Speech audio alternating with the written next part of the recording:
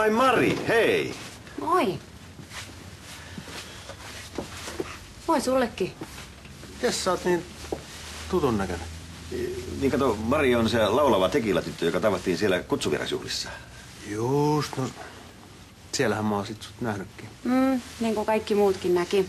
Seppo, miksi sä karkasit silloin aamulla ennen kuin mä kerkesin herätä? No en mä mihinkään karannut. Ai siis, hänen luokseen, kun sä silloin pääsit yöksi? Miksi sä oot soittanut mulle? No en mä arvannut, että sä mun soittoa kaipaat. Älä höpötä, mulla on ollut kauhean ikävä sua. Oot sä menossa illalla niihin ykkösjourun bileisiin? Ei, mä ajattelin jättää väliin. Etkä, mentäs yhdessä. Kyllähän sä pärjäät ilman muakin. Mä en oo saanut kutsua. Varmaan posti kadottanut tai jotain. Me saatais hyvää julkisuutta siellä.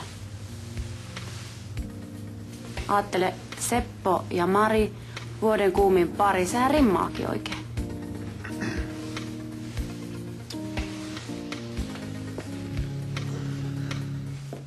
Suostuisit nyt, Seppo.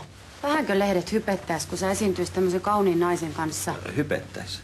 Tarkoittaa hehkuttamista. Joo. No mutta kyllä mä selviän ilman hypettämistäkin. Suostuisit nyt. Älä oo tommonen mököttäjä.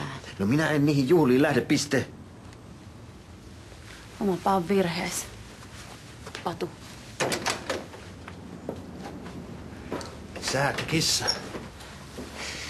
Pääsit sitten oikein yökylään.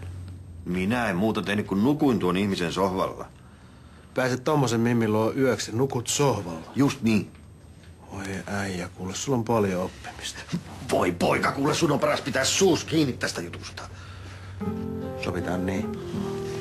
Patu.